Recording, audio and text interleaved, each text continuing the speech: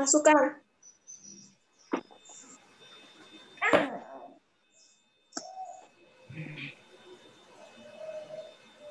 Oh, 17 menit lah ya.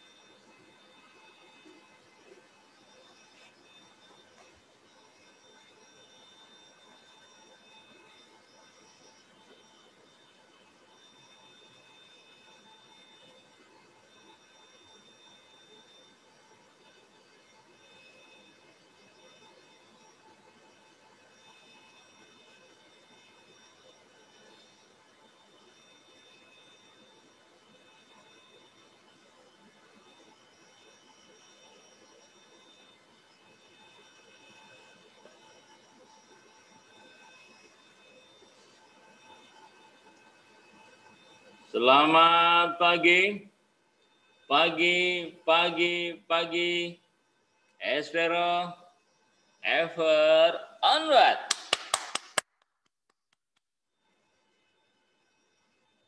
Baiklah anak-anak, sambil menunggu yang masih berusaha masuk, mari kita awali pertemuan PPKN hari ini dengan berdoa bersama-sama dari rumah masing-masing sesuai dengan agama dan kepercayaan masing-masing. Berdoa dipersilakan.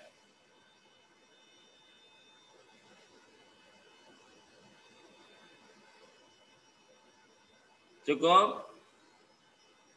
Semoga Anda semua, anak-anakku, selalu berlimpah kesehatan, kesuksesan, rezeki, kekayaan, dan kemakmuran, panjang usia, serta kebahagiaan sekarang dan selama-lamanya. Kita melanjutkan apa yang sudah kita mulai. Hari ini kita masih pada tema keberagaman. Itu keberagaman suku, agama, ras, dan antar golongan. Yang sudah kita bahas adalah keberagaman suku, agama, dan ras.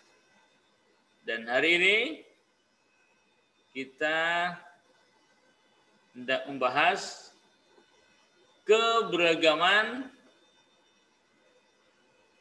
antar golongan. Keberagaman antar golongan.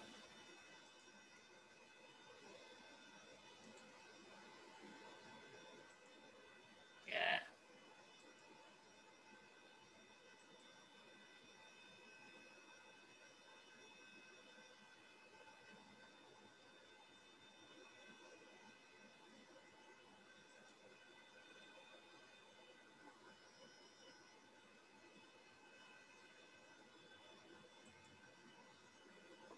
Ini anak-anak kita hari ini kegiatannya itu digituin, Bu.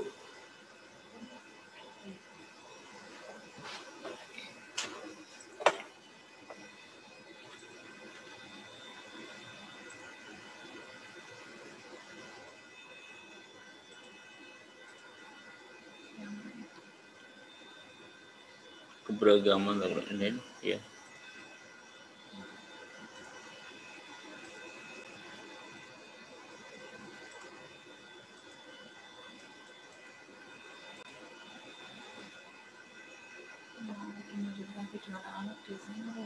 Sedikit ya.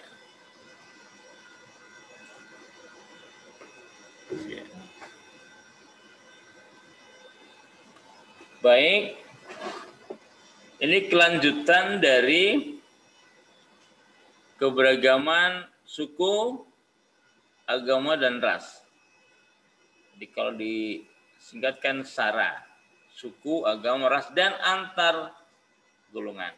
Hari ini kita bahas yang antar golongannya.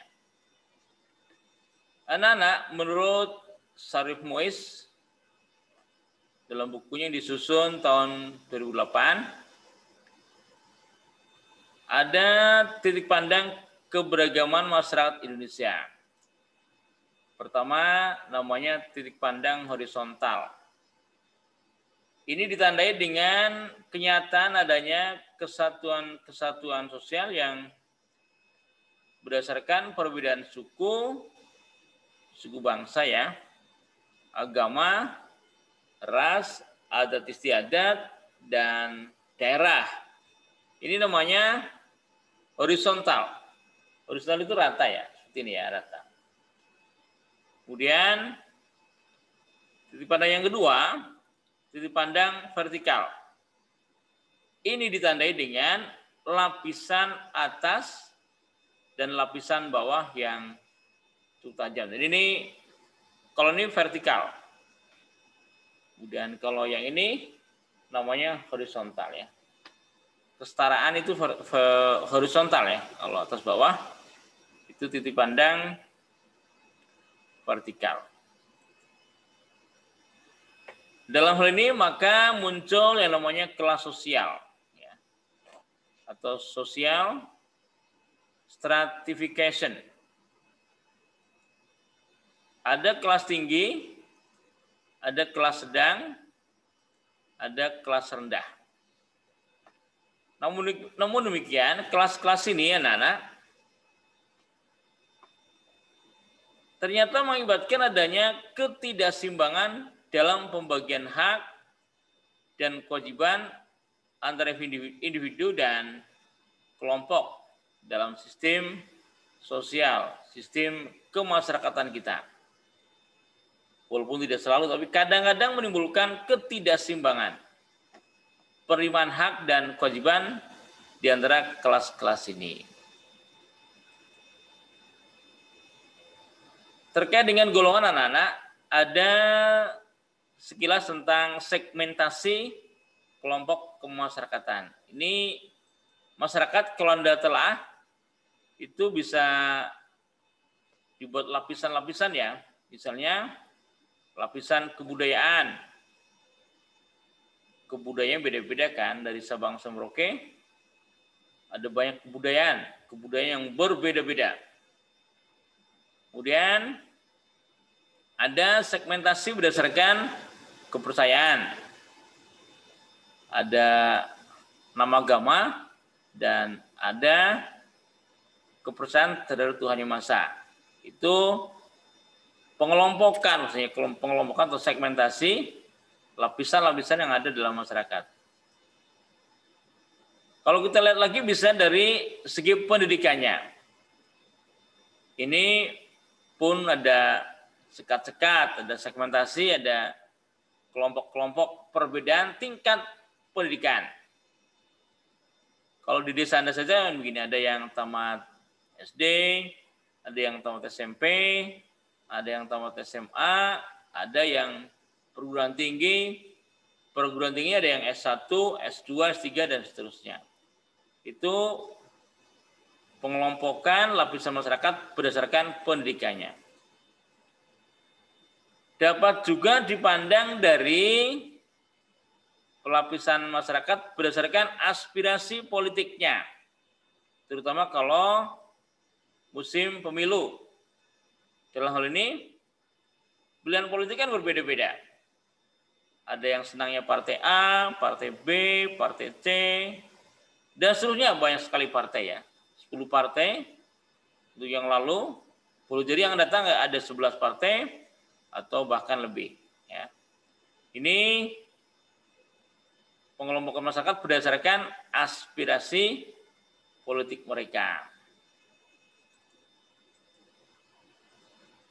Nah, atas adanya pengelompokan ini, lapisan-lapisan masyarakat ini dapat menyebabkan konflik. Dapat menyebabkan konflik, perselisihan.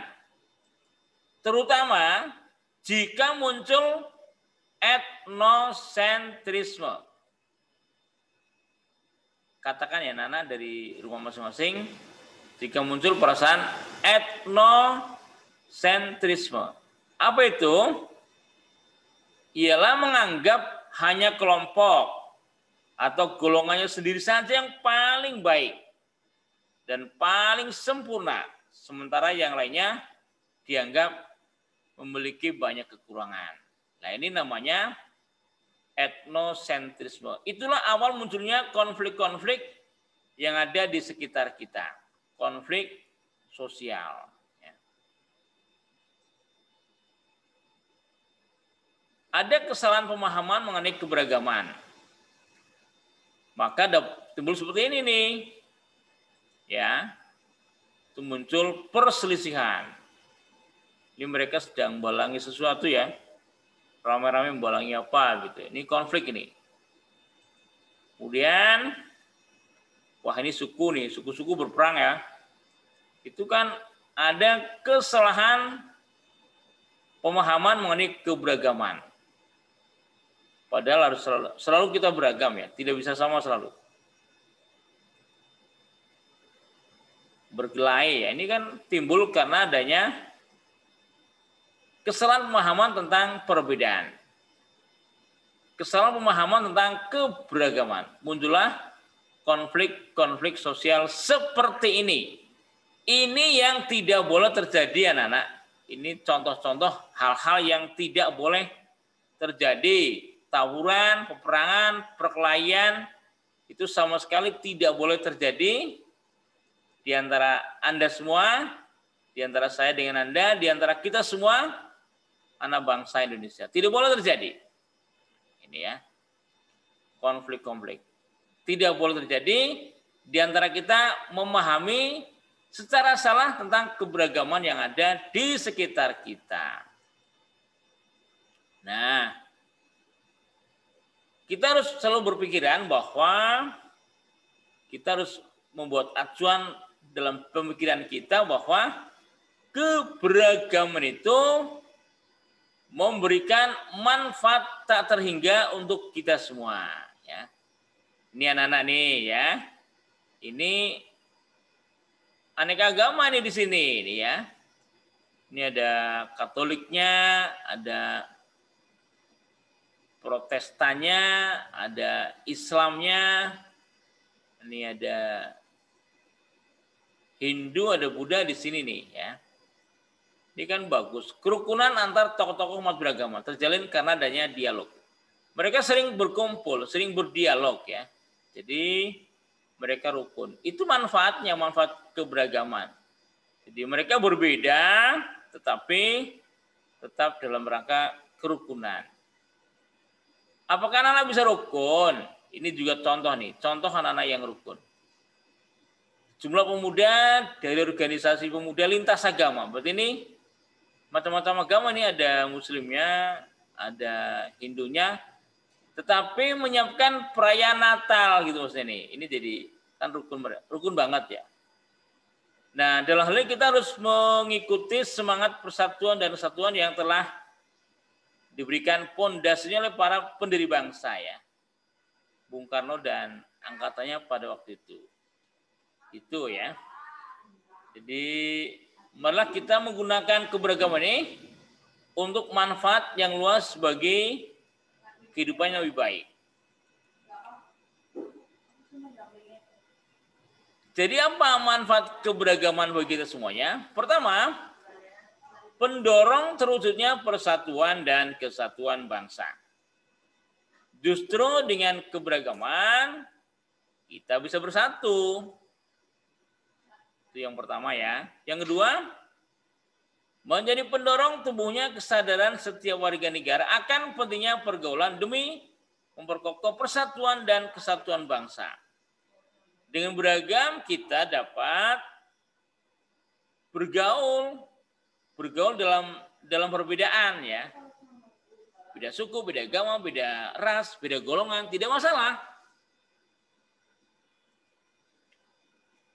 Dan manfaat keberagaman yang berikutnya adalah pendorong terwujudnya semangat kehidupan di Indonesia yang berbineka tunggal ika, ya.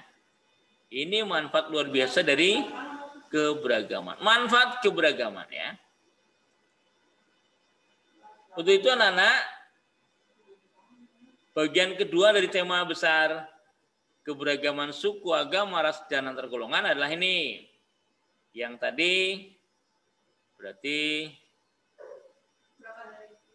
ini berarti sudah selesai ya. Bagian A-nya nih sampai dengan manfaat keberagaman.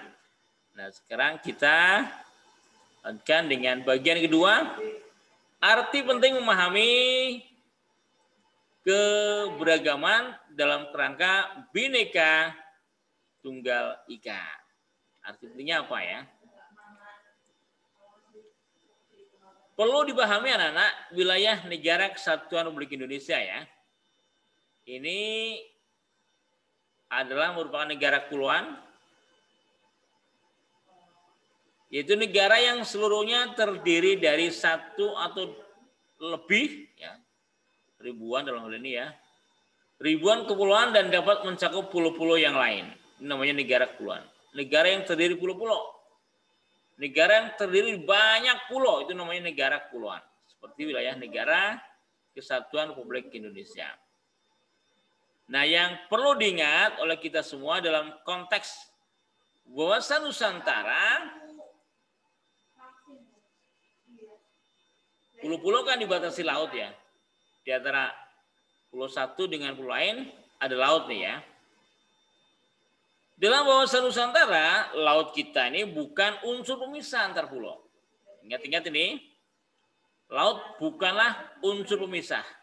Akan tetapi menjadi unsur pemersatu ya, pemersatu kita semua. Unsur pemersatu. Di negara kepulauan, negara yang terdiri banyak pulau, Indonesia ribuan pulau ya, dan masing-masing jarak antar pulau kan ada lautnya. Laut itu bukanlah pemisah, tetapi pemersatu. Ini sesuai dengan ketentuan Undang-Undang Nomor 6 Tahun 1996 tentang Perairan Indonesia. Laut bukanlah unsur pemisah, tapi laut justru merupakan unsur pemersatu bangsa. Itu ya. Terkait dengan NKRI sebagai negara kepulauan, kita harus pahami bahwa pada pasal 25 Undang-Undang Dasar Negara Indonesia tahun 1945, di sana dijelaskan negara kesatuan Republik Indonesia adalah sebuah negara kepulauan yang berciri Nusantara dengan wilayah dan batas-batas dan hak-haknya ditetapkan dengan undang-undang. Begitu ya. Ini ketegasan lebih jauh tentang negara Indonesia sebagai negara kepulauan. Sebagai negara kepulauan, maka kepulauan ini mengandung makna banyaknya pulau-pulau. Banyaknya pulau-pulau, sedangkan kenusantaraan menyangkut keseluruhan lingkup konektivitas, hubungan perairan dan pendaratan antar pulau-pulau dalam kepulauan tersebut. Pembangunan harus ditempatkan dalam konteks satu kesatuan pulau yang saling terhubung satu sama lain, dihubungkan apa? Dihubungkan oleh lautnya. Karena di sekitar pulau pasti laut. Ini menurut Jimlia Siddiq, mantan ketua MK ya, Republik Indonesia.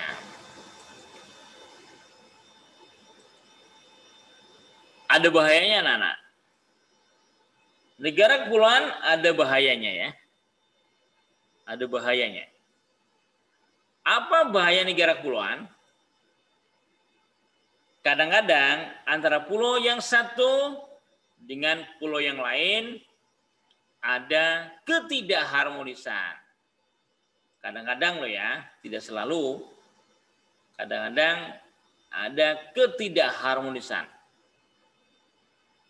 Nah, karena itu menyimpan potensi konflik. Dapat terjadi konflik ya. Karena ada ketidakharmonisan. Dan ini dapat menyebabkan terjadinya disintegrasi bangsa. Artinya perpecahan bangsa Indonesia. Bangsa Indonesia dari Sabang sampai Merauke bisa saja terjadi disintegrasi kalau kita tidak menjaganya. Nah, untuk itu kita harus memiliki pemahaman yang benar tentang keberagaman, termasuk tentang negara kepulauan. Ya. Sekarang ada di Pulau Jawa, tapi nanti ketika sudah masanya bekerja, Pulau Jadi akan pergi ke pulau-pulau lain yang sesuai dengan bakat dan minat Anda untuk bekerja membangun negara kita dari luar Pulau Jawa. Begitu. Kalau ini tidak dijaga, kalau negara membiarkan adanya ketidakharmonisan, membiarkan terjadinya konflik, dan membiarkan gejala perpecahan yang muncul, maka Indonesia bisa saja terjerumus ke arah perpecahan. Ini bahayanya ya. Jadi ada bahayanya, bahaya negara kita sebagai negara kepulauan. Tapi ada manfaatnya anak-anak ya. Mari kita manfaatkan manfaatnya saja. Bahwa dengan negara kepulauan, keberagaman suku bangsa, budaya, agama, ras, dan antar golongan merupakan kekayaan bangsa yang sangat berharga. Ya.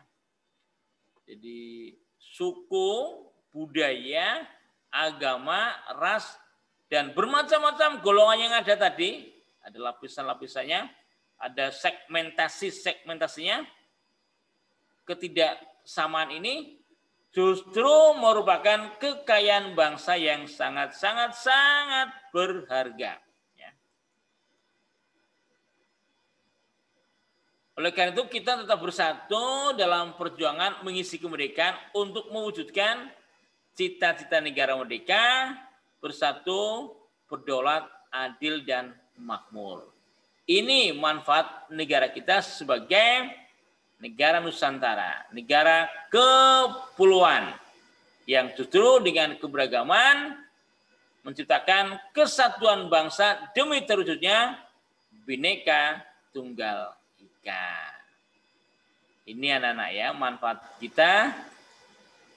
kita punya negara yang berbentuk kepulauan. Sekarang mari kita pahami lebih jauh tentang Bhinneka Tunggal Ika.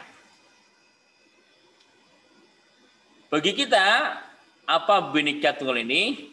Bhinneka Tunggal Ika ini?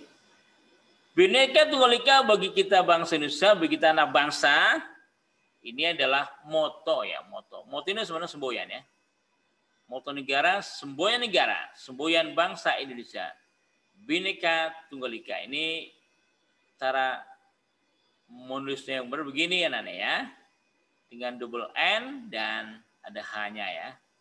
Bhinneka Tunggal Ika. Sebetulnya kalau kita belajar lebih jauh Bhinneka Tunggal Ika ini ditemukan dalam kitab Sutasoma. Ini awalnya ya, sebelum jadi semboyan bangsa kita. Awalnya Bhinneka Tunggal Ika ini ditemukan dalam kitab Sutasoma yang ditulis oleh Butan Tular pada abad ke-14 di masa kejayaan Kerajaan Majapahit. Ya. Dulu waktu itu ya. Dalam kitab karya Butan Tular tersebut, beliau menulis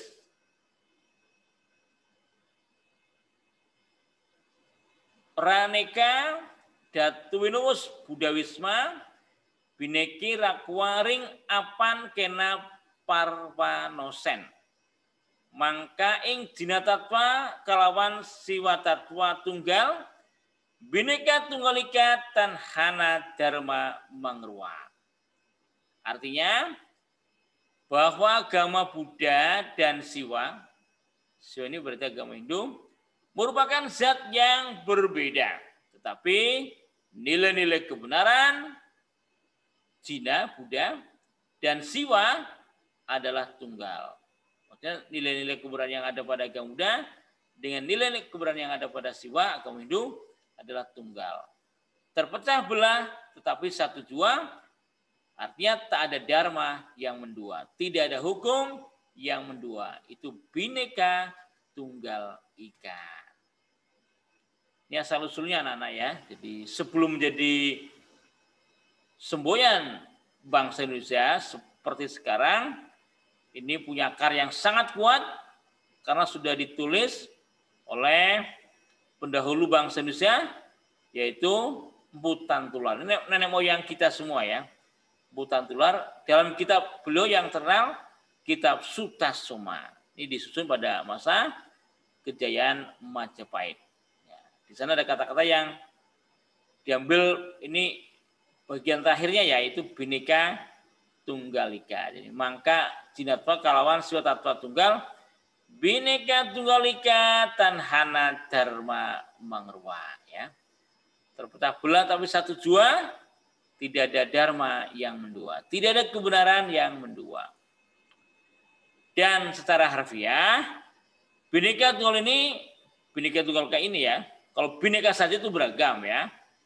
Tunggal itu satu, ika itu. Jadi beragam satu itu ya. Kalau dilihat dari harfiah, artinya dia dari kata-kata pembentuknya ya. Itu begitu. Masih bineka tunggal ika anak, terdapat pada lambang negara Republik Indonesia yaitu burung Garuda Pancasila ya. Nah, di mana di kakinya ya, di kaki burung Garuda Pancasila ada cengkeraman ya. Sebuah pita yang bertuliskan bineka tunggal ika. Di situ ya, artinya berbeda-beda tetapi tetap satu. Mari kita pelajari lambang negara ini. Ini anak-anak ya.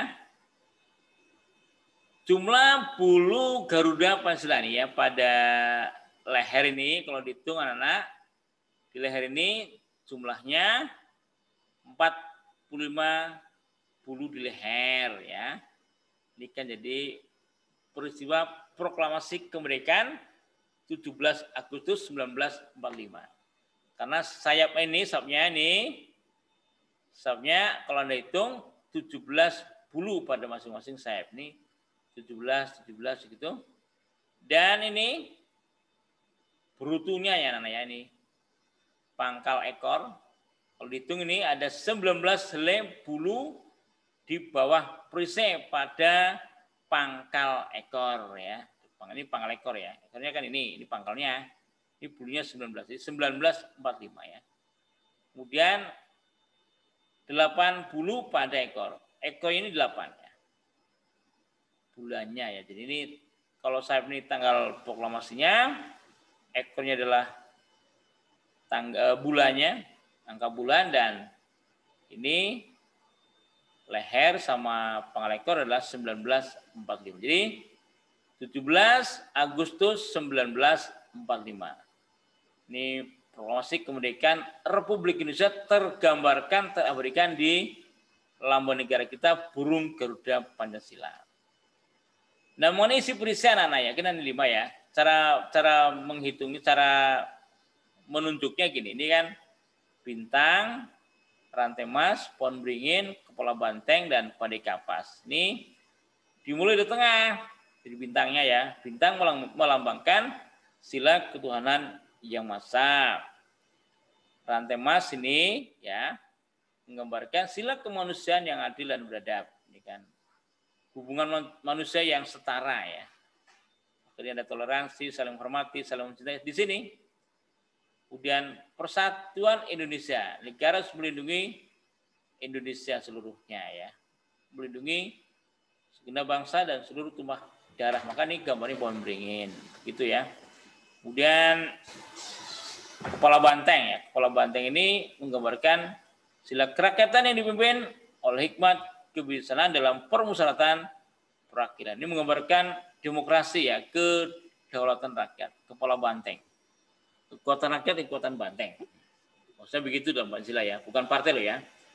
Kemudian yang terakhir pada kapas yang ini di sini yang 5, keadilan sosial bagi seluruh rakyat Indonesia.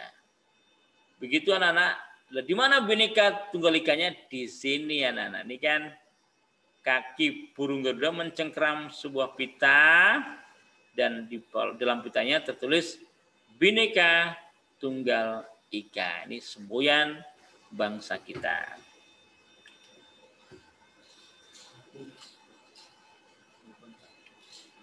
Begitu anak-anak ya.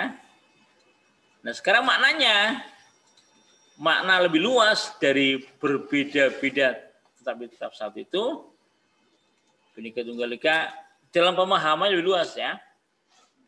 Walaupun bangsa Indonesia terdiri atas berbagai macam suku bangsa, adat istiadat, ras dan agama yang beraneka ragam, namun keseluruhannya merupakan suatu persatuan dan kesatuan. Itu maknanya anak-anak ya.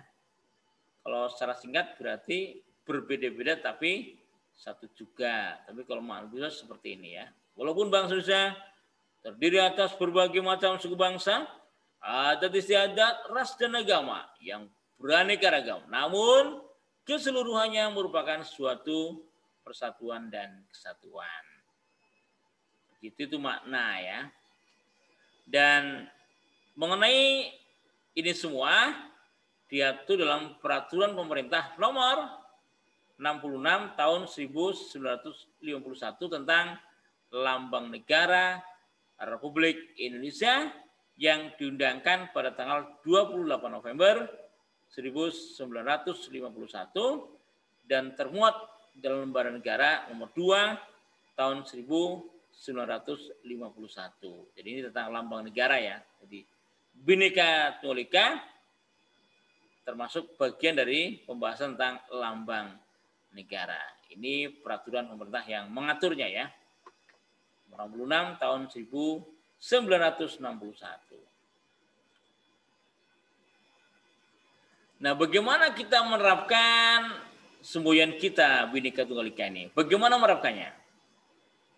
Bhinneka Tunggal Ika merupakan semboyan negara Indonesia sebagai dasar untuk mewujudkan persatuan dan kesatuan Indonesia, di mana kita harus menerapkannya dalam kehidupan sehari-hari. Nah, bagaimana? Seperti hidup saling menghargai antara masyarakat yang satu dengan yang lainnya tanpa memandang perbedaan. Ini jangan ada ininya ya. Tanpa ini memandang suku bangsa, agama, bahasa, adat istiadat, warna kulit dan lain-lain. Ini tidak ini judul bukunya yang mana ya. Bagian halaman. Kebablasan mengkopinya. Jadi ini langsung sini. Sekali lagi nih, cara kita menerapkannya adalah dengan saling menghargai antara masyarakat yang satu dengan yang lainnya tanpa memandang suku bangsa, agama, bahasa, adat istiadat, warna kulit, pulau, budaya, selera makanan, tarian dan seterusnya. Itu semua tidak dipandang karena kita harus dalam semangat saling menghormati antara yang satu dengan yang lainnya. Apapun perbedaannya, kita adalah anak bangsa Indonesia. Begitu cara menerapkan Bhinneka Tunggal Ika dalam kehidupan sehari-hari. Nah, sekaligus ini anak-anak ya, kita selesaikan tema pertama nih sampai bagian C ya. Perilaku toleran terhadap keberagaman suku, agama, ras, dan antar golongan. Toleran ya. Toleran. Kita lihat dulu isi pasal 29 Undang-Undang Dasar 1945 tentang kebebasan beragama. Ayat 1, negara berdasar atas ketuhanan yang Maha Esa. Ya. Ayat keduanya, negara menjamin kemerdekaan tiap-tiap penduduk untuk memeluk agamanya masing-masing dan untuk beribadat menurut agamanya dan kepercayaannya itu. Nah, ini contoh nih anak-anak ya. Ini jelas rukun banget ini. Ini coba ini anak-anak nih, ayo. Ini apa nih? Ini petapa ya. Ini samanera atau biku ini. Ini dari ulama Buddha ini. Mereka berkepala gundul, pakai jubah kuning, ya, kuning kunyit ini ya. Kemudian mereka namanya sedang berpindah patah. Itu memberikan kesempatan kepada orang-orang di sekelilingnya untuk berderma. Berderma apa saja. Sebenarnya pokok itu makanan ya. Tapi ini ada ibu muslim ini, ibu muslim ya. Jadi kan ini rukun banget ya. Yang memberi itu muslim, yang menerima itu ini tokoh ulama Buddha ya. Yang memberi dengan senang, dengan dua tangan ini ya. Ini yang menerima juga dengan senang. Ini rupanya nanti ini juga kebagian ini ya, sudah dibagi ini. Itu ya. Ini rukun banget ini. Ini luar biasa. Ini harus dicontoh ya. Jadi bagaimana perilaku toleran dalam kehidupan beragama, melaksanakan ajaran agama yang dianutnya dengan baik dan benar. Agama yang telah kita anut adalah kita laksanakan dengan baik dan benar ya. Nah, kemudian jangan lupa kita melaksanakan agama sendiri tetapi tetap menghormati agama yang diyakini orang lain. Itu ya. Kemudian yang ketiga, tidak memaksakan keyakinan agama sendiri, agama yang kita anut kepada orang lain, jangan maksa-maksa. Orang punya keyakinannya ya. Dan toleran terhadap pelaksanaan ibadah yang dianut pemeluk agama lain. Ibadahnya kan beda-beda. Agamanya beda, cara sembayangnya, cara melaksanakan ibadahnya mereka berbeda-beda. Ya sudah, yang caranya berbeda-beda, begitu ya, silakan saja. Nah, toleran. Nah, 4 ini merupakan perwujudan perilaku toleran dalam kehidupan beragama. Ya. Nah ini nih, ini tentu ini kelihatan ini Kristen ya, ini Muslim ini ya, ini rukun dalam suatu acara makan bersama, mereka saling memberi makan. Begini loh contoh kerukunan gitu. Generasi milenial ya begini nih, keren ya. Muslim milenial, Kristen milenial saling rukun itu ya, bekerja sama. Masih tentang perilaku toleran terhadap keberagaman suku dan ras di Indonesia. Toleran ya. Hendaknya tidak menjadi kendala dalam bangun persatuan dan kesatuan bangsa Indonesia maupun dalam pergaulan dunia. Suku ras tidak boleh menjadi penghalang ya. Kita harus menghormati harkat dan martabat manusia lain. Setiap orang punya harkatnya, punya martabatnya. Kita hendaknya mengembangkan semangat persaudaraan dengan sama manusia dengan menjunjung tinggi nilai-nilai kemanusiaan. Ini kan sesuai dengan lambang tadi yang rantai emas ya, di kemanusiaan. Perbedaan kita dengan orang lain tidak berarti bahwa orang lain lebih baik dari kita atau sebaliknya kita lebih baik dari orang lain. Tidak begitu ya. Nah, baik dan buruknya penilaian orang lain kepada kita bukan karena warna kulit, rupa wajah, dan bentuk tubuh, melainkan karena baik dan buruknya perilaku kita sendiri. Itu ya.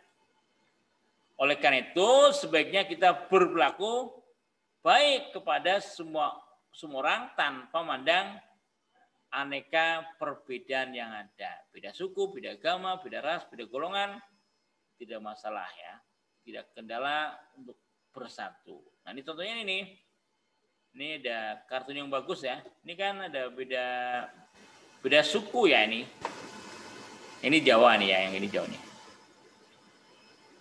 Tapi mereka rukun ya. Oh ini Bali ini ya, ini Bali. Gitu. Yang lainnya Anda tebak sendiri ya. Di mana kira-kira itu? Lihat dari kostumnya ya. Ini kerukunan suku bangsa Indonesia. Bagus kan? Ya. Perilaku toleran terhadap keberagaman sosial budaya. Nah, ini ya. Bagi pelajar bagus kalau mengetahui keanekaragaman budaya yang dimiliki bangsa Indonesia. Maka kita belajar ini anak-anak ya. Bagus bagi Anda selaku pelajar dalam rangka toleransi ya, mempelajari dan menguasai salah satu seni budaya yang sesuai dengan minat dan kesenangannya. Bolehlah. Kita orang Jawa ya senang dengan budaya Jawa ya.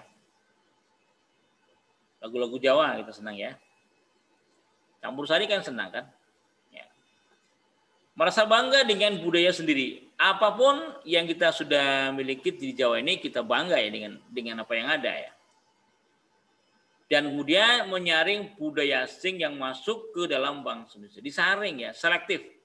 Tidak semua yang dari luar, tidak semua yang di luar negeri tentu baik. Belum tentu ya kita saring dulu. Kalau bermanfaat bagi kita, baik kebahagiaan kita, baik kebahagiaan orang lain, semua bangsa kita ikuti, kita laksanakan. Tapi kalau semua itu tidak memberikan manfaat apa-apa, baik diri sendiri maupun orang lain, kita buang.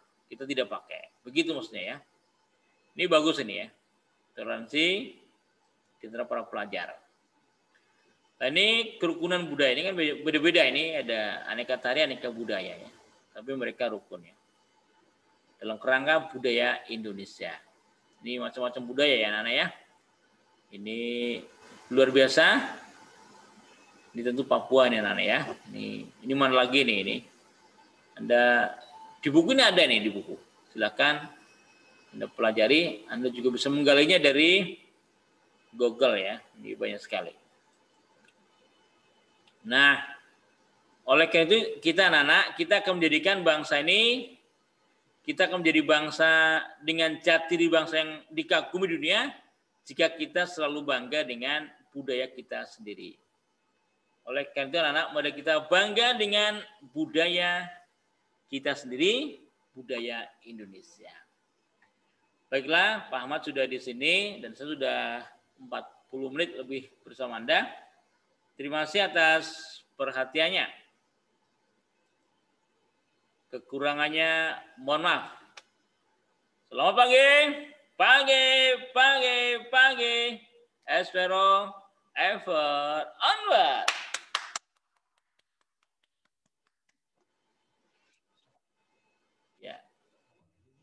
Ya, silakan.